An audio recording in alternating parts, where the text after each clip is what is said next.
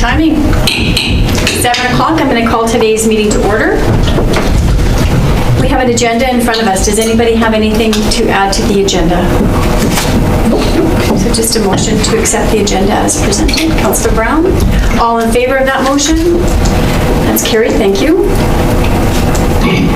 We'll move on to number 3. We have a delegation, 3.1. I'm going to turn it over to Mr. Schwader and Ms. Johnson. It's going to be mainly Ms. Johnson that will be talking tonight, just introducing. But Charlene's been instrumental and has been taking the lead on this wildfire mitigation, so I'll let her take the credit on the project. I'll let her give a brief description of why the presentation is happening tonight. Okay, thanks. Yeah.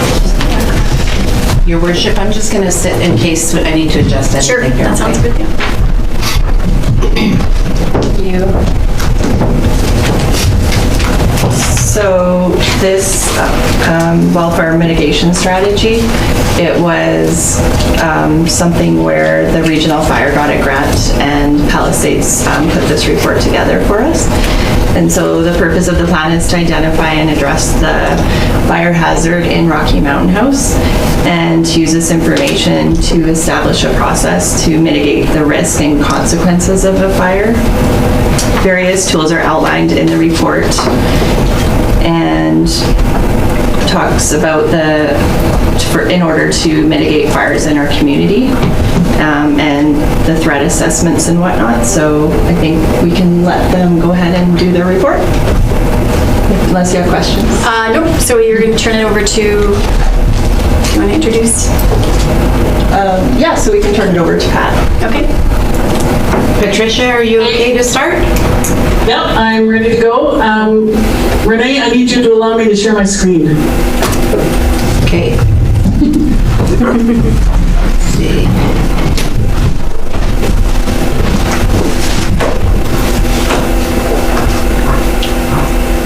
Did you get the sharing ability there? Yep, I did. Okay. There we go.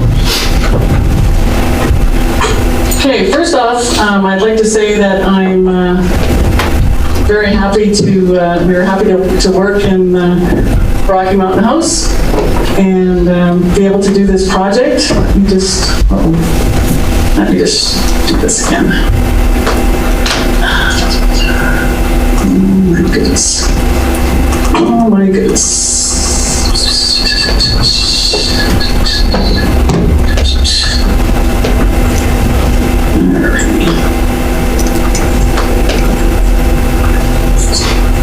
I had a little bit of an issue here. There we go.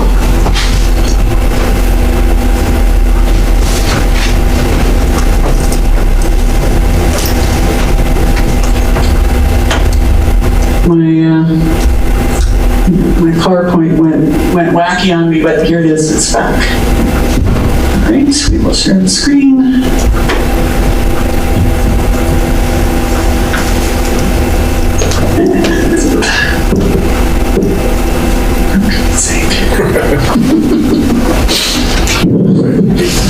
If it helps you, we do have the PowerPoint in front of us.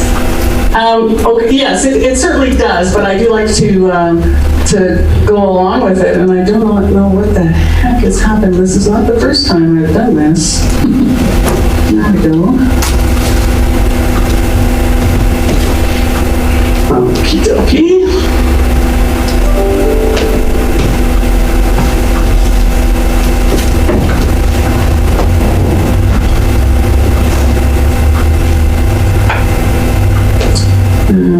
One second.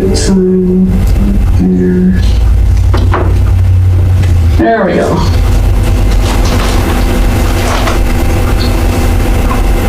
There we go. Sorry about that. Okay, so anyway, we were very happy to be able to do this project with the town of Rocky Mountain House. We both spent a lot of time working and playing in the Clearwater and Rocky Mountain House area. So we're certainly certainly happy to be able to work on this. So what I'd like to do is just give you a brief outline of what we did, and certainly if you have any questions. First off, can you see my screen? Yes. I should have. Okay. If you have any questions, please ask them, interrupt me, ask them along the way. There's quite a bit to cover. So the Palisade team, it's my partner Murray Heinrich and I. We're the ones that completed this project, did the work. We have a lot of experience. This is I think about the 20th one that we have done for various communities throughout Alberta. Our stakeholders in this case were the Town of Rocky, Mountain House, Clearwater County, the Regional Fire and Rescue Service, Alberta Wildfire, and it was funded by the Forest Resource Improvement Association of Alberta, or FRIA as it's called. So,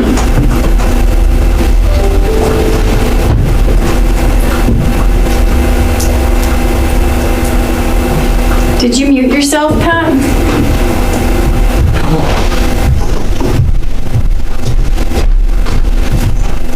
I think you're muted. Pat, I think you hit the mute button on your computer. Can you type a message to her? there we go. There you go. Okay. I'm back. Not very loud. That's on our end. Okay. Am I back? Yes. Is that better?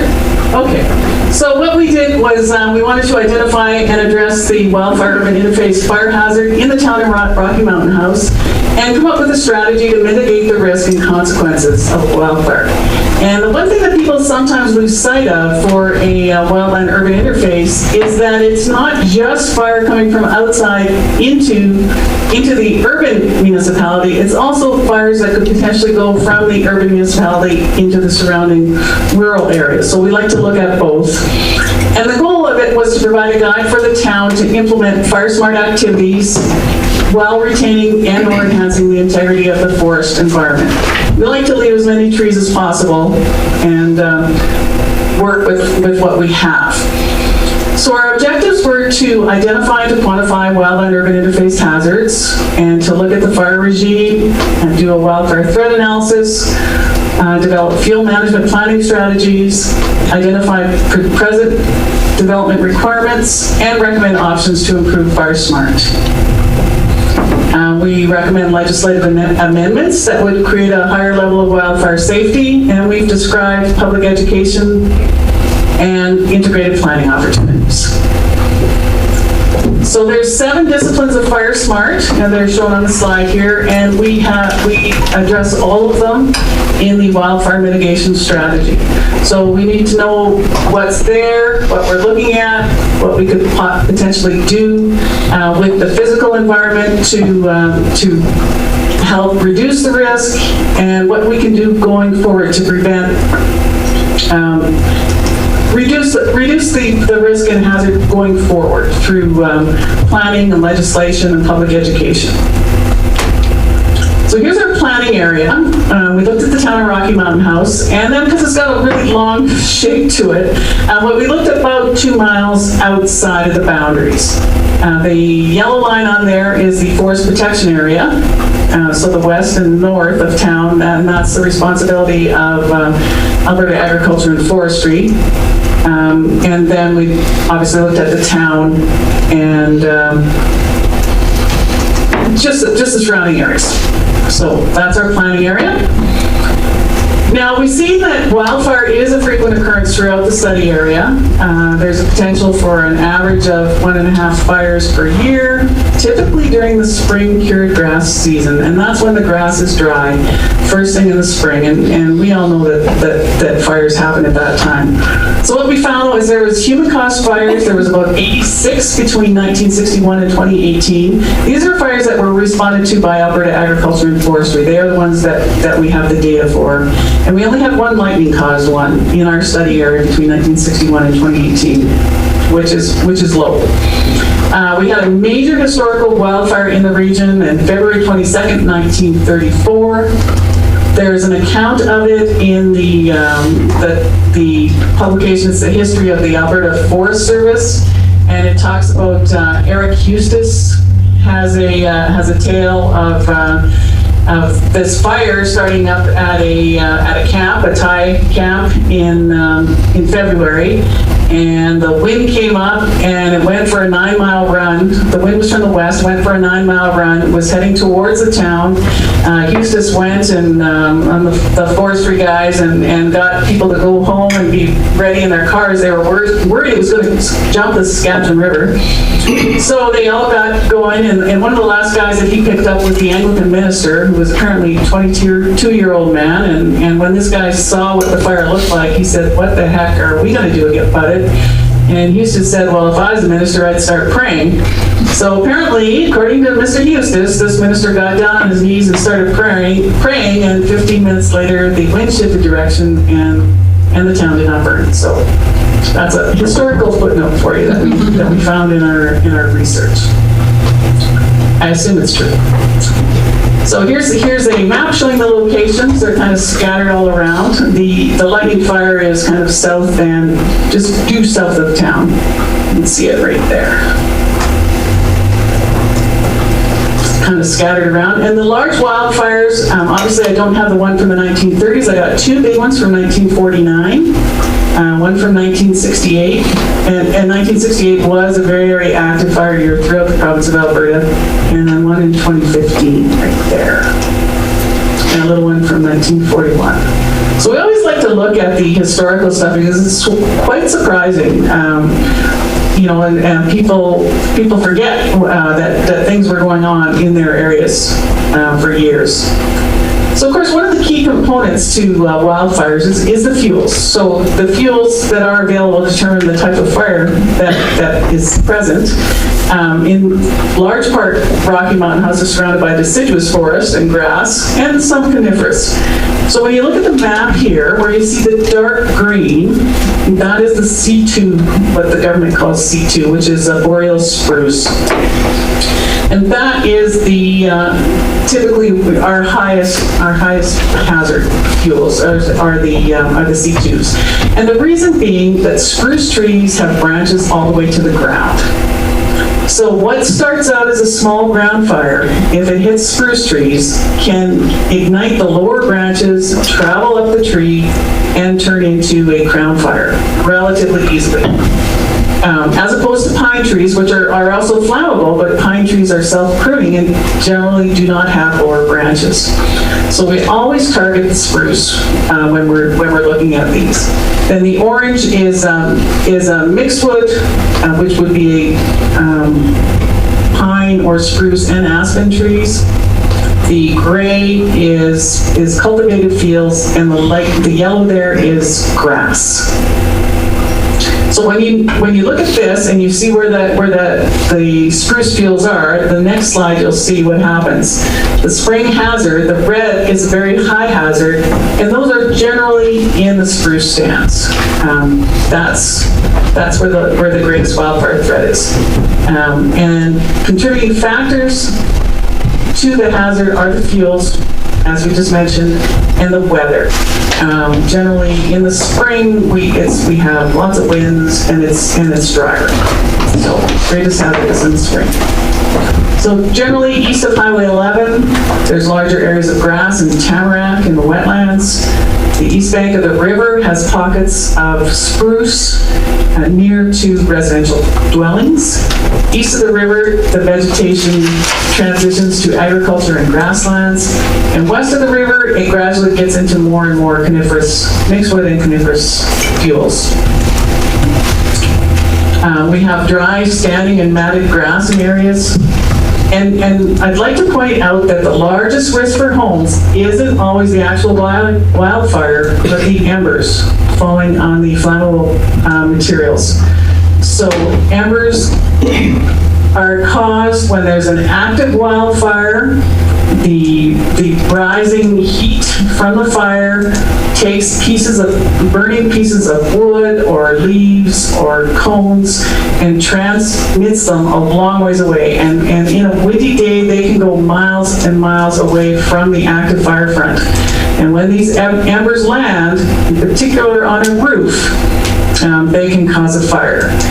So embers are a big cause. Like, people think that it's only like a direct direct fuel flame contact that ignites your house. It's not. There's a direct fire fuel contact, there's radiant heat, and there's embers, and that's the 3 different ways that we can ignite a house.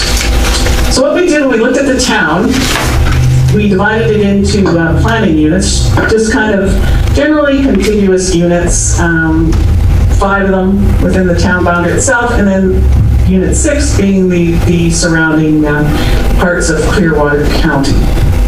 And so here's what we did. 60th Street along the North Saskatchewan River was number 1. It's kind of an odd shape, but it was, because of the riverbank was a significant feature there. East of Highway 11 was also, it's all kind of similar, and the highway being a main feature. South of Highway 598 and east of Highway 11 was Unit 3, generally undeveloped. Number 4 was west of Highway 11 and south of 50th Avenue. And this was really mixed, and some agricultural and different things down there. Number 5 was what we called the urban core, just more closely developed with houses and businesses and whatnot. And then number 6, the urban fringe, all the way around on all sides. So when we did, what we look at for the assessment factors, and we use a standard Firesmart format. We don't look at each house individually. We look at all the buildings in a particular unit. In general, we look at generally what are the roofing materials. Do they have asphalt shingles? What do they have? Are the roofs relatively new and clean? An old roof with curling shingles can allow leaves and needles and various organic matter to accumulate on the roof, and this is a potential fuel source. We look at siding material, eaves, balconies, windows, all these things, setbacks from the edge of the slope, and the forest vegetation, and again with the ladder fuels. That's a big topic. So when we look at what the vegetation that's there, what can we do with it? We can attempt to manage vegetation, and the goal of that is it's not going to stop a fire, but what we're trying to do with vegetation management, whether it be thinning, pruning, that kind of thing, is to reduce wildfire intensity and the rate of spread. So if the fire is whipping along through a continuous stand, and then it gets to an area where there's less fuel, where the trees have been spaced, where the branches have been pruned, we're hoping that we have an opportunity at that point to fight it and to slow it down. So we can manage the vegetation by either removing the fuel entirely, i.e. cutting down all the trees, we can reduce the fuel, or we can convert to another species. So here are the priority management zones for vegetation that are set out by Firesmart. And for years, we just had 3 zones. Zone 1 went to 10 meters from your buildings. Zone 2 went to 30 meters, and Zone 3 went to 100. In recent years, it has become apparent that 1.5 meters from your house is very, very important. And so priority zone 1E has been added to the list.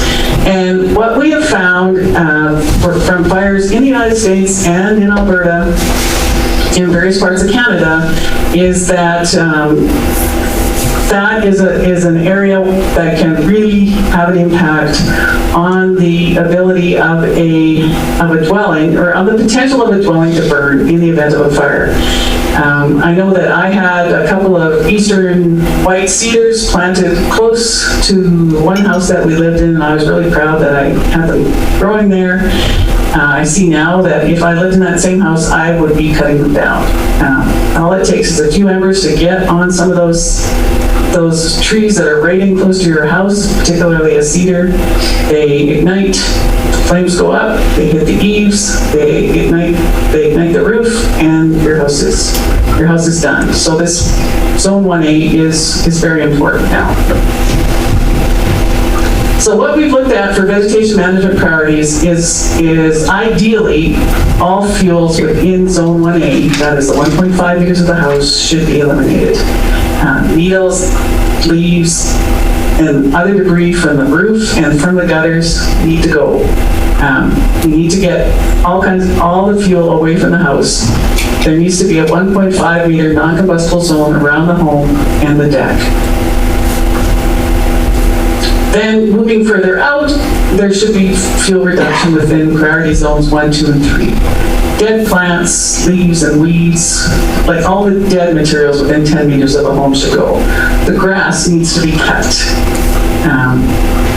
Coniferous trees should be thinned to 3 meters between the crowns in all areas within 30 meters of the dwelling. We generally recommend conducting fuel reduction activities in spruce stands that are close to residential dwellings. We identified some areas that could use treatment on the vegetation management. And the spruce stands could be mulched, and I mean by that we mean mulching the debris that's laying on the ground, just to reduce the amount of fuel that's there that could potentially burn, and that helps to cool down a fire. The other area that we identified is mowing and burning of grass in unoccupied areas, and grass around residential properties, power lines, and roadways. Linear corridors such as power lines, pipelines, that kind of thing, really can conduct fire from one place to another very rapidly, particularly in the spring. And I'm guessing that a lot of you have seen what happens with a railway fire, and they tend to happen in the spring. The fire ignites along the edge of the railway, the grass is dry, and rips along that railway right away until it hits something better, for lack of a better word, and off it goes. So these rights of way should be regularly mowed, and particularly the ones that are frequented by people. So what we've identified for vegetation management priorities, so the standards are overstory and understory thinning, so that there's a minimum of 3 meters between crowns. Ladder fuels, again, with the spruce branches, should be pruned up to 2 meters from the ground level. That allows, if there is a grass fire, some kind of ground fire, it doesn't give it the ability to climb up the tree. A low-intensity grass fire will not burn up the stem of a spruce tree without having the branches there. We're recommending that dead and down woody materials that accumulate in the forest, they should be removed. And all these woody materials can be disposed of. You can either pile and burn them in the winter, or they can be removed from the site, or they can be mulched, depending on size and your inclination, I guess. So here's the vegetation management overall. I've included the stuff that Alberta Agriculture and Forestry is doing right now, northwest of town. They've been sort of working on that for the last several years and doing some treatments. And you can see that they carefully selected the coniferous fuels that are north and west of town, being that that's where the prevailing winds are from. So their intent there is to keep some trees standing, but to lower the intensity of a potential fire when it comes through. And then we've identified a number of sites throughout town that could benefit from some kind of vegetation management treatment. Grass fuels, there's quite a bit around the town, and it's in the middle of summer, it's not an issue, but it's in the spring where there's grass, and particularly where it has not been mowed, and so you have an accumulation of years worth of dead stuff on the ground, and it gets all dried out is quite a hazard. So for the maintenance plan, we're recommending to maintain natural and developed water sources, maintain linear rights-of-way, manage grass along access road, maintain field-modified sites, manage vegetation, regular inspections, and all of this, of course, is dependent on budget. So going forward, that we're recommending that the requirement be set that future developments should have controls on combustible roofing materials. At this point in time, the architectural guidelines and design guidelines do not reflect Firesmart standards, and we're recommending that they do. Cedar is one of the most flammable, if not the most flammable roofing material that can be used.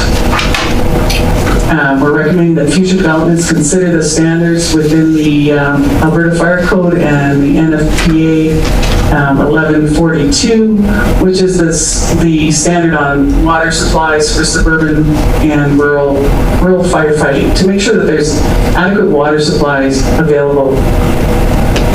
And again, a developer, if they're looking at developing a new residential area or a commercial area within Rocky Mountain House, should prepare a wildfire risk assessment for new developments in the areas that are at risk from wildfire.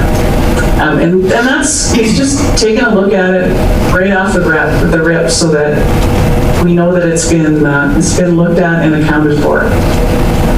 Continue to use parks as vegetation-free safety zones and incorporate them into the development at the planning phase. Tree park areas should be considered for vegetation management.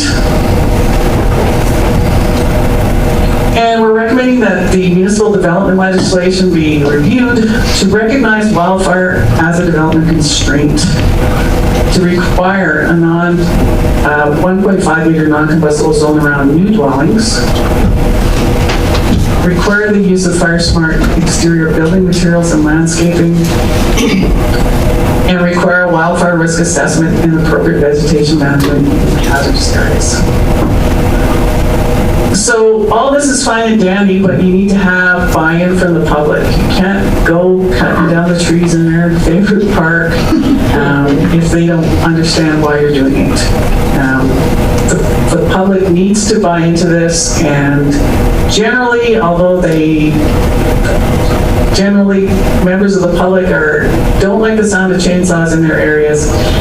If you explain to them what is going on and why it's being done, in my experience, there is usually good support for it. But it does take everybody working together, council, planners, government, industry, everybody working together on it. In addition to the public, there's other agencies. So interagency cooperation and cross-training is essential. The hazard and resource information needs to be exchanged, equipment can be shared, communications, cross-training, mutual aid agreement, all these things help to prepare for the future. And these are the fire service guys at the Chuckett Creek Fire in 2019. So emergency response planning, and again, the planning should be done ahead of time. Municipalities need to be prepared. Large emergencies cannot usually be handled by a single organization. People need to work together, agencies need to work together. When you have multi-organizational, multi-jurisdictional effort, it needs to be coordinated. And we need to have effective emergency plans, so wildfire preparedness guides, mutual aid agreements, and everyone using the incident command system so that authorities and actions are all coordinated and we don't have people working at cross purposes. So for the implementation plan, we've come up with a list of recommendations for consideration by the town and an action plan. The process as it stands now, the administration review has been completed. Council review and acceptance as information is where we're at today. And then the implementation of the plan and submission of Firesmart community grant applications for priority projects. The wildfire mitigation strategy shows that your municipality has a plan for moving forward and for working towards Firesmart objectives.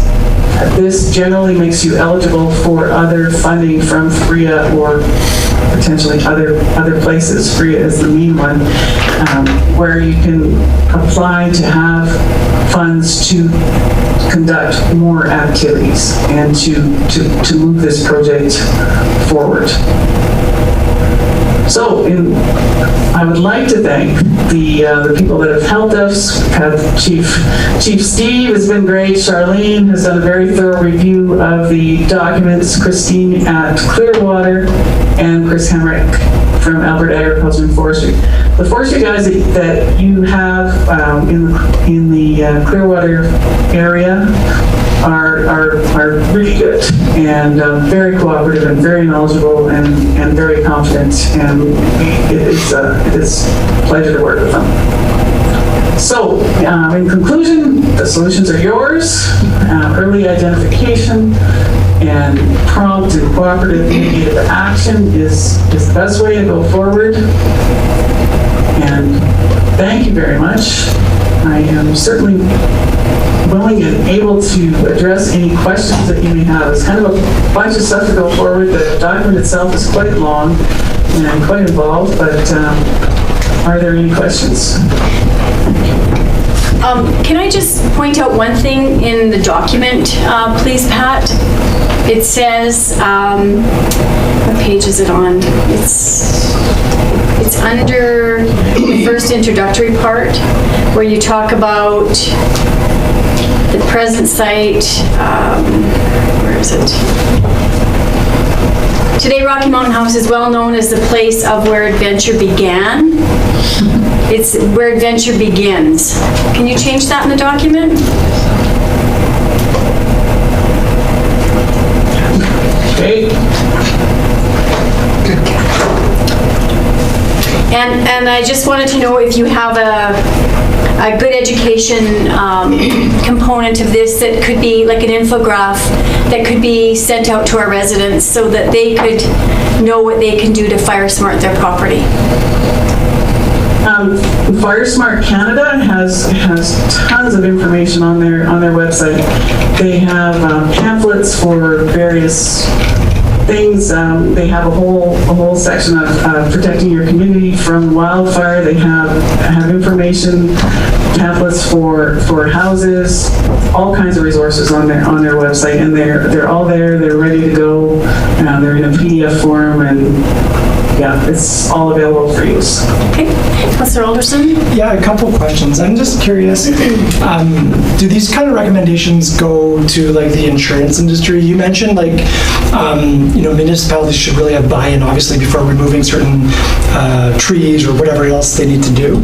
I just find that probably there's more buy-in when people know that their insurance is going up when something should be removed. So do you guys work with the insurance industry? Well, it's kind of it's a good question for sure.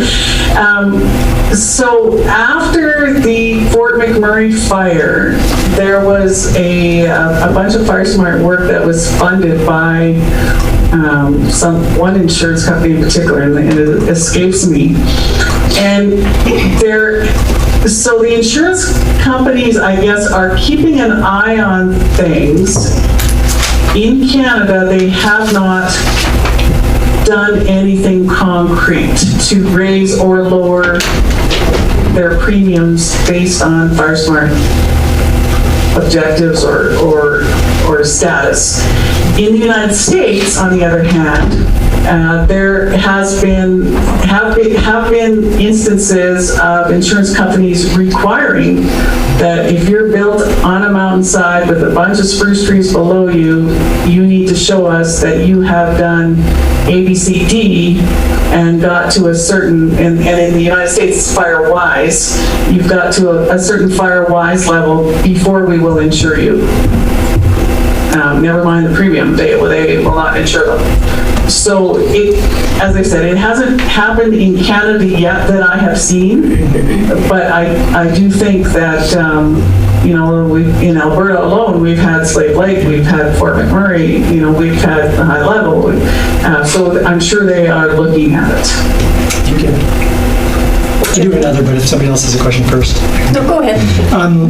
Okay, this might be a bit of an odd question, but the documents talk about non-combustible roofing materials, and with more and more homes or residences going green, solar panels on top of roofs, where does that fall into?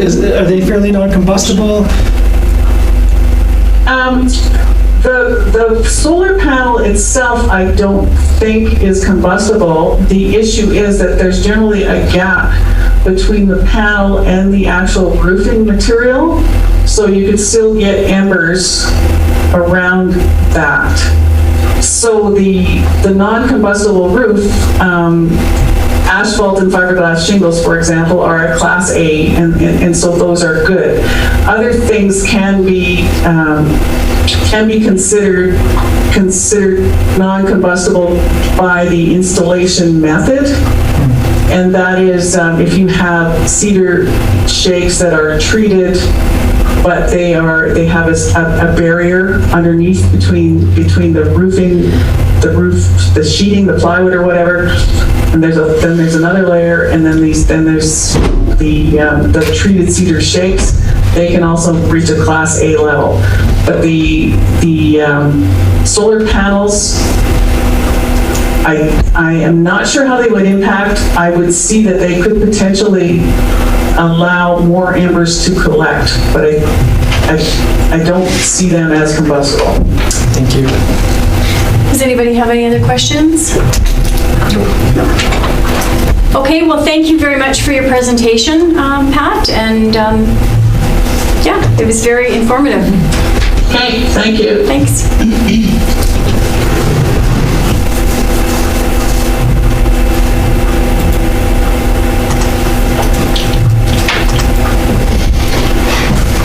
Okay. Moving on to we'll go on to number 4.1, the draft regular meeting minutes from October the 6th. We just had a chance to review those. Anybody have any concerns? If not, just looking for a motion to accept as presented. Councillor Brown? All in favor of that motion? Oh, it's carried. Sorry, Renee, do you need a minute? Well, I'm not sure how to shut it off. Sorry, I should have asked you No, that that's before. okay. 20 minutes, do not disturb. I don't want to, if I sign out, I think it'll end. Oh, here we are. Thank you. Okay. And the rest of the council meeting is still on live, right? Yes, it is, yeah. Okay, moving on to number 5, the Palisade Consulting presentation. Just looking for a motion to accept his information. Councillor Phillips? Motion. Okay, all in favor? That's carried, thanks. There's no old business, new business, correspondence for action. Just looking for a motion to accept 9.1 to 9.6 as correspondence for information. Councillor Auld, all in favor? And that's carried. The action list. I imagine it didn't. Such that it is. Anytime. Okay, just a motion to accept the action list then as presented. Councillor Fraser? Take that motion. All in favor of that motion? That's carried. Do we have any administrative inquiries? None here. Okay. Do we have any notices of motion? No? Okay, it is 7:39. I will call a 5-minute break. What is going on? It must be the cleaning.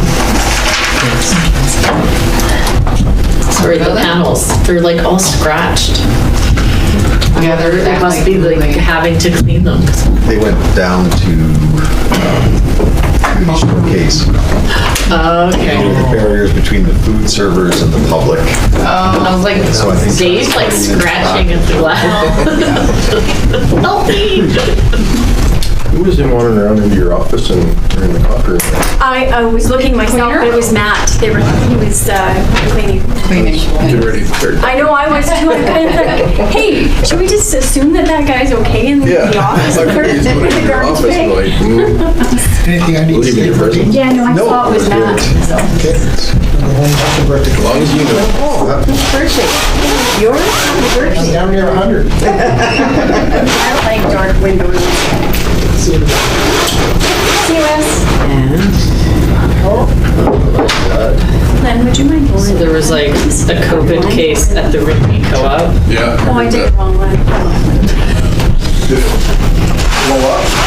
Well, people are mad on both. People are mad that the staff is wearing masks.